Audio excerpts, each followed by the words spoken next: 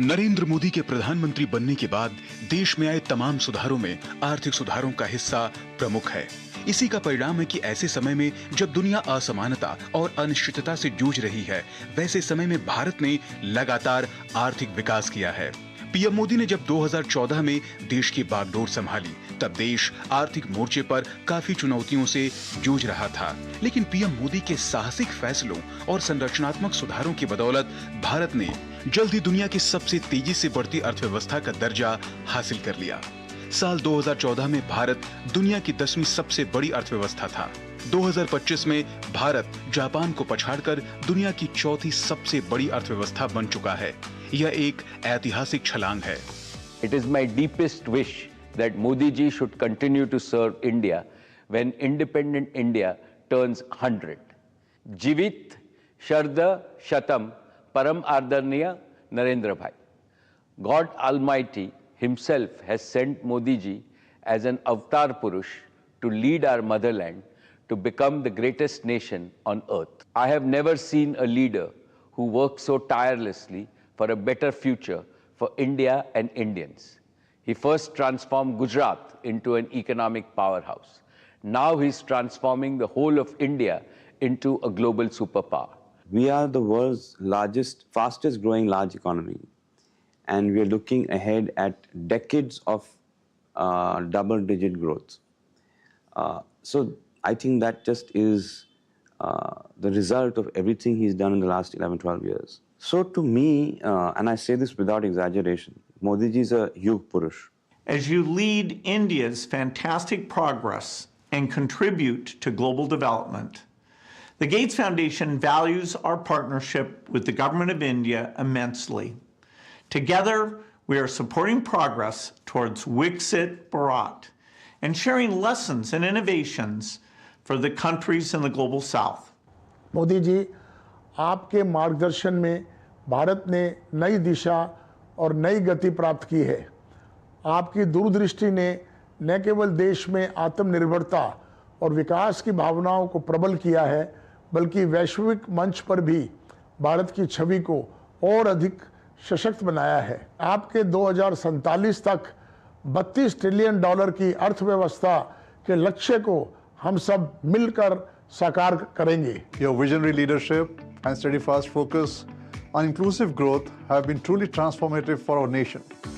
The initiatives you have championed, from financial inclusion to infrastructure development, have created an environment of confidence and opportunity for all sectors, including insurance.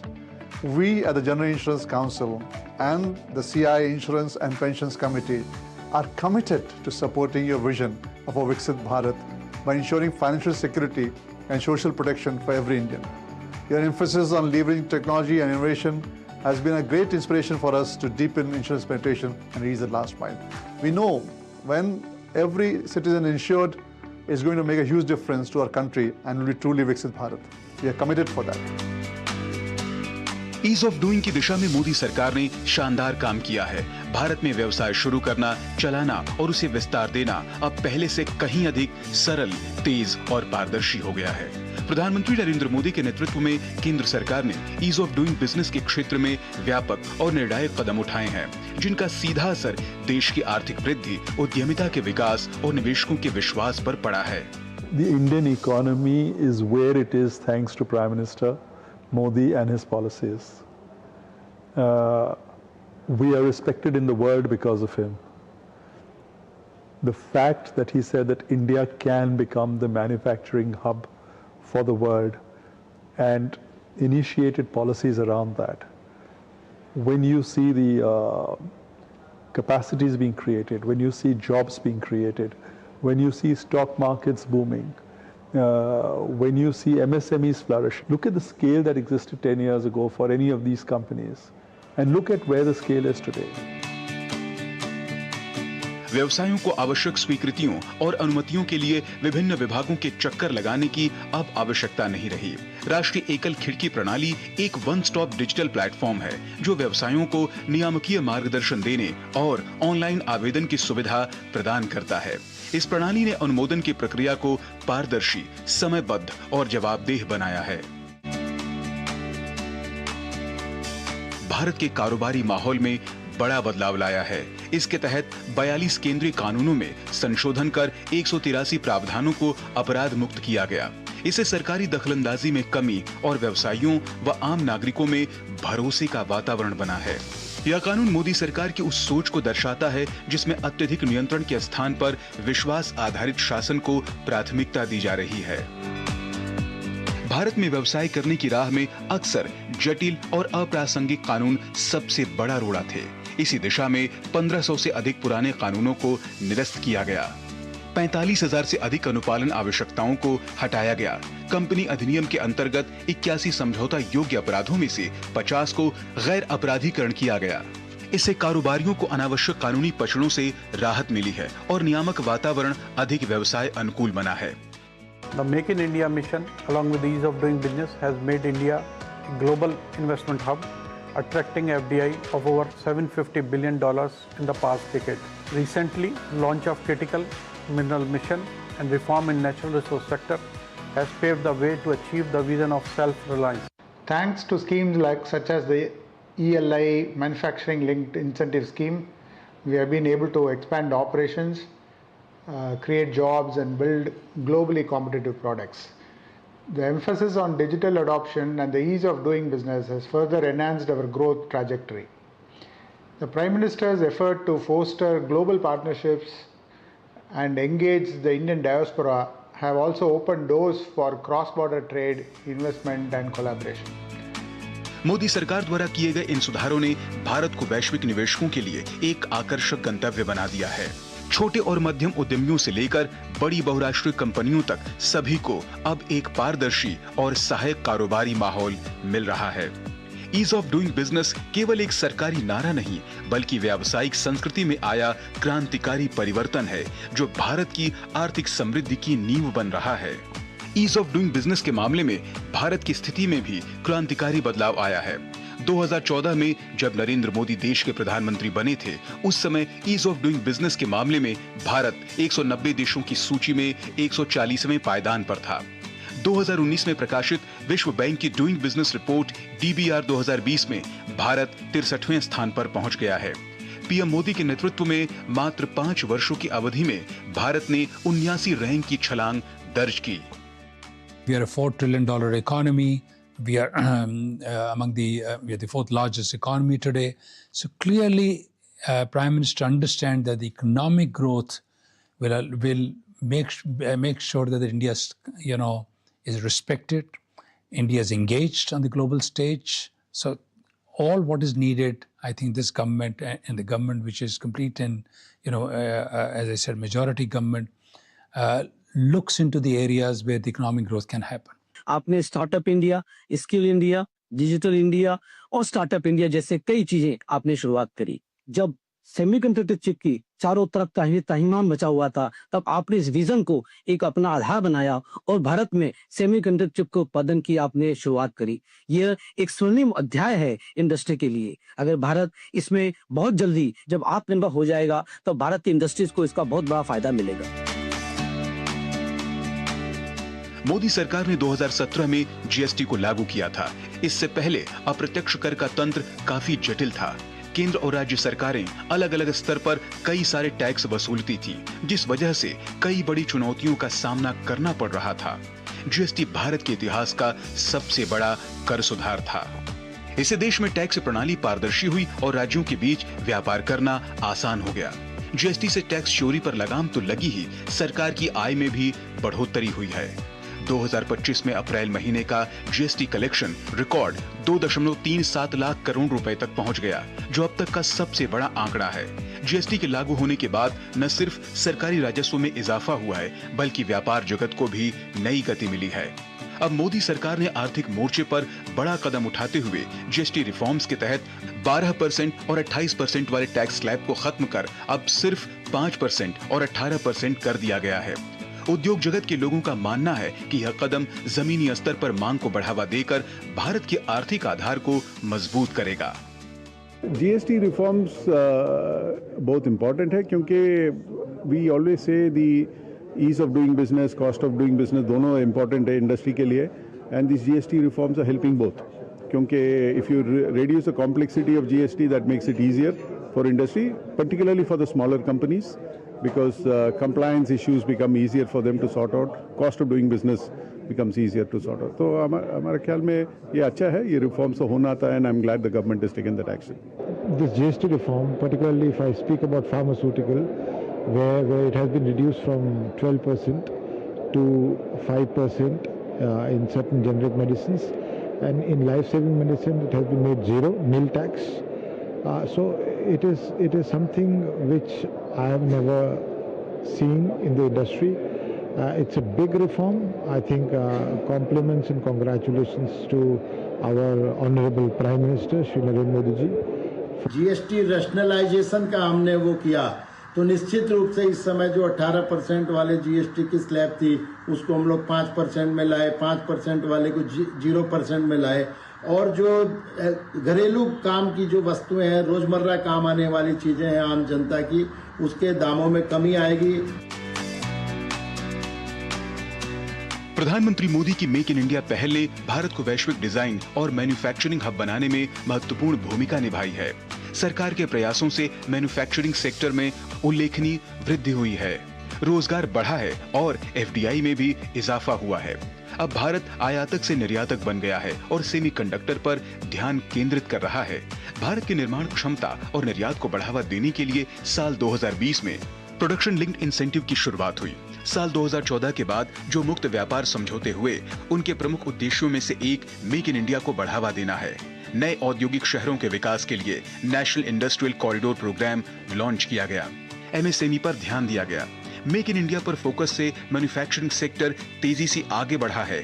साल 2013-14 में जो gross value added 17.13 lakh crore रुपए था, वह 2023-24 में 38.19 लाख करोड़ रुपए हो गया। FDI और माल निर्यात में भी बढ़ोतरी हुई है। 2004 से 2014 के बीच प्रत्यक्ष विदेशी निवेश 97.7 बिलियन डॉलर था और 2014 से 2024 के बीच यह 165.1 बिलियन डॉलर पहुंच गया है।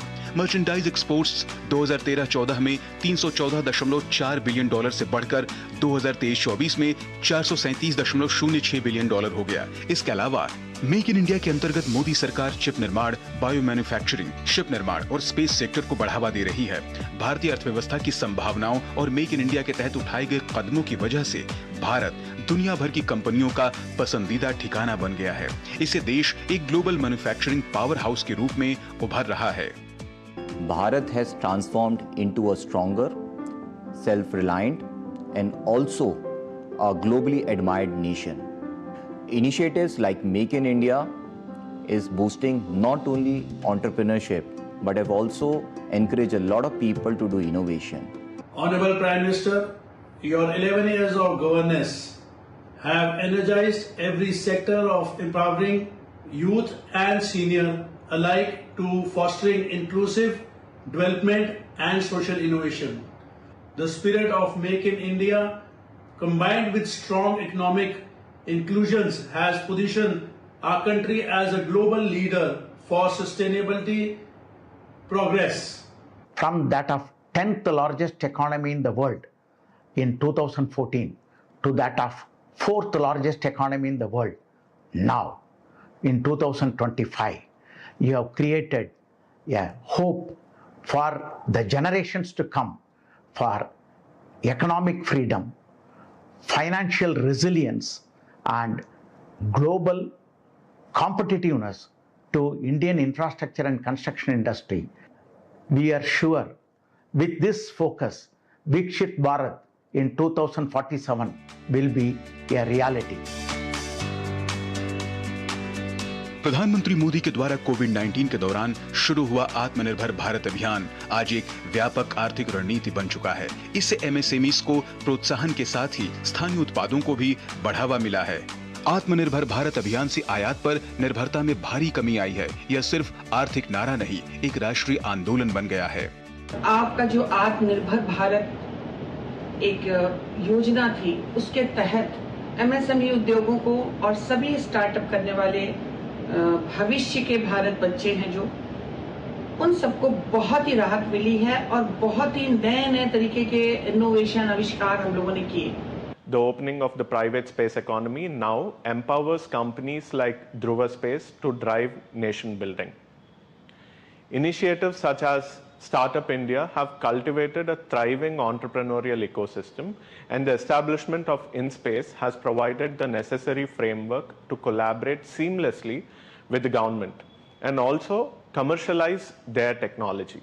Everybody appreciate him as a leader of future, and with his vision, the growth story of India to become a Viksit Bharat in 2047 is going to happen, and we don't have any doubt that we will be Viksit Bharat before 2047.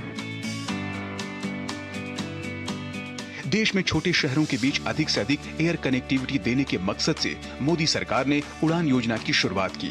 उड़ान योजना ने भारत के छोटे शहरों को हवाई network से जोड़ा और आज हवाई चप्पल वाले भी हवाई जहाज में सफर कर रहे हैं।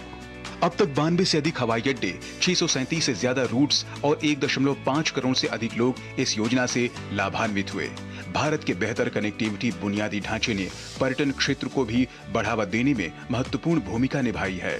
काशी विश्वनाथ धाम और महाकाल कॉरिडोर जैसे प्रोजेक्ट्स ने धार्मिक पर्यटन को आर्थिक शक्ति में बदला और इनसे स्थानीय व्यवसायों, कारीगरों और पर्यटन क्षेत्र को नया जीवन मिला है।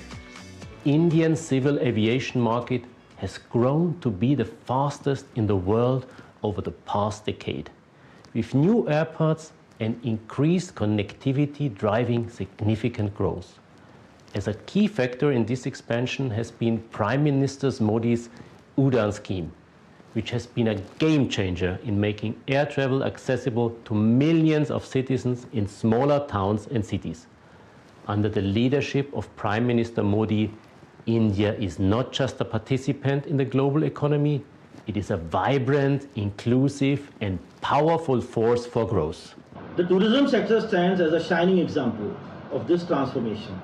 The Prime Minister's vision of showcasing India's culture, heritage, coupled with schemes such as Prasad and Swadeshi Darshan, has brought a round focus on states like ours. Rajasthan's forts, palaces, havelis, deserts, landscapes, festivals, attracting more domestic and international tourists. एक दशक पहले तक startup शब्द केवल कुछ शहरों तक सीमित था, लेकिन आज 1,92,049 स्टार्टअप भारत के कोने कोने में है। भारत आज दुनिया का तीसरा सबसे बड़ा स्टार्टअप इकोसिस्टम है। भारत अब अमेरिका और चीन के बाद दुनिया का तीसरा सबसे बड़ा स्टार्टअप इकोसिस्टम है। 2014 में भारत में केवल 4 यूनिकॉर्न थे। 2025 तक यह संख्या 118 तक पहुंच गई है, जो मजबूत घरेलू नवाचार और निवेशकों के विश्वास को दर्शाता है। इस सफलता के पीछे है मोदी सरकार की स्टार्टअप इंडिया योजना है, जिसके तहत टैक्स में छूट, फंडिंग और इंक्यूबेशन सपोर्ट मिला और सबसे अहम ईज ऑफ डूइंग बिजनेस का माहौल। Young companies like us and young entrepreneurs like us, especially in Tier 2 cities, have been given a lot of awareness about sustainability, and we also provide an ecosystem where not only the product quality matters, but also the carbon neutral and the ESG around the products. On this occasion, I urge all entrepreneurs in Tier 2 cities to make it big, and I thank the government and the Prime Minister's vision to take us forward. Under your visionary leadership, India is moving with confidence, innovation, and global recognition. Industry and society alike draw inspiration from your tireless commitment to nation building. We in CII and Honda remain committed in the journey of Atmanirbhar Bharat and sustainable future for all. प्रधानमंत्री नरेंद्र मोदी की नीतियों से देश में उद्यमियों के लिए माहौल बना है। युवा अब केवल नौकरी ढूंढते नहीं, बल्कि वे नौकरी देना चाहते हैं। चाहे महिला उद्यमिता हो, टियर 2 और टियर 3 शहरों से आने वाले इनोवेटर्स हों या ग्रामीण स्टार्टअप, हर किसी को मिला है समान अवसर।